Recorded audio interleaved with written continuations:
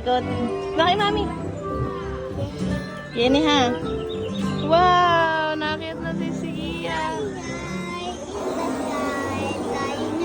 In the sky. Flying high in the sky. Ang bilis. Ang slow naman. Ang slow? Nasa si Daddy?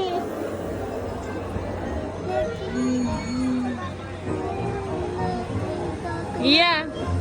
Picture kita. Taas natin.